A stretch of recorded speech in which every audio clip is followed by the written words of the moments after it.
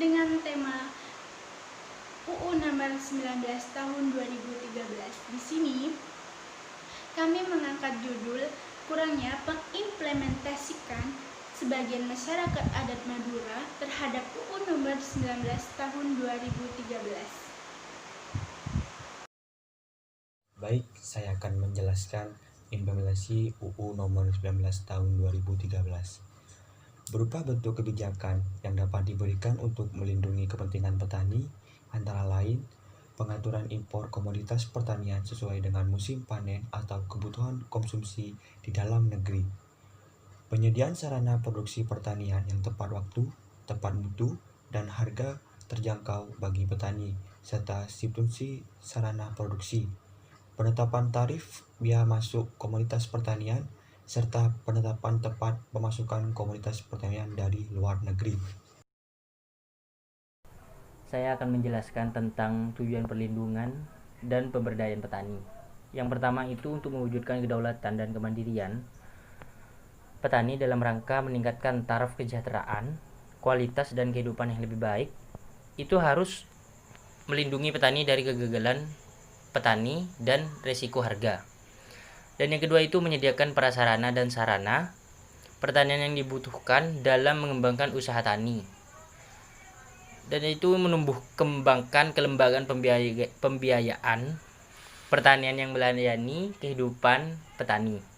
Dan yang kedua itu petani dalam menjalankan usaha tani yang produktif dan maju, modern, bernilai tambah, berdaya asing, dan mempunyai pangsa pasar dan berkelanjutan, serta memberikan kepastian hukum bagi terselenggaranya usaha tani. Baik, saya akan menjelaskan tentang kurangnya implementasi masyarakat adat. Mata pencaharian utama sebagian besar suku Madura sejak dahulu adalah petani. Mereka menanami sawah dan ladang mereka dengan padi, palawija, ubi kayu, dan jagung.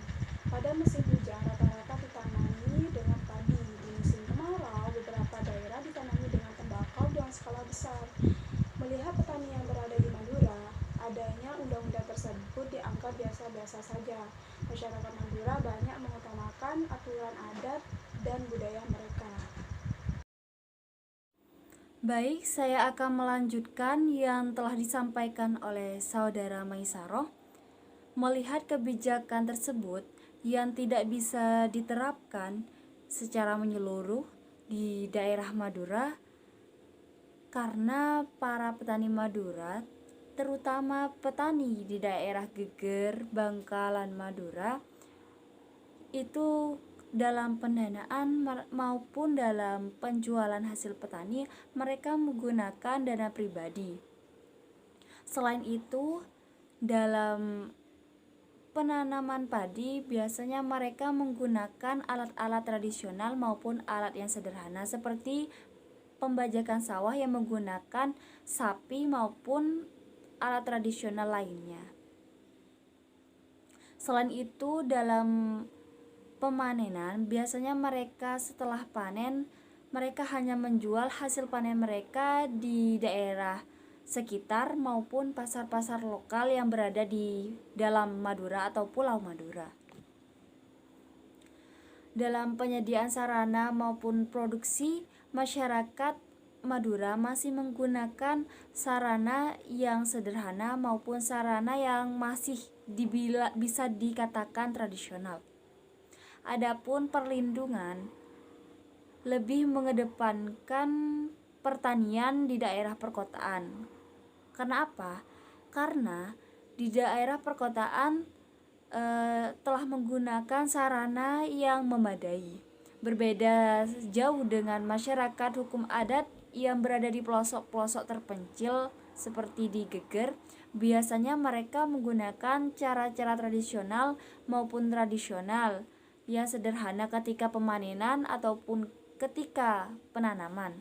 Sehingga meskipun ada regulasi mengenai perlindungan terhadap petani, mereka tidak tahu atau tidak menghiraukan bahwa pemerintah telah memberikan perlindungan bagi petani-petani yang berada di seluruh Indonesia.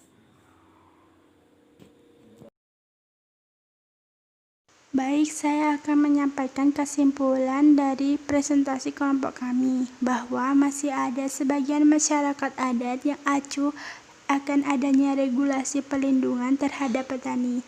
Mereka tidak terlalu menghiraukannya, bahwa pemerintah telah memberikan perlindungan hukum bagi petani.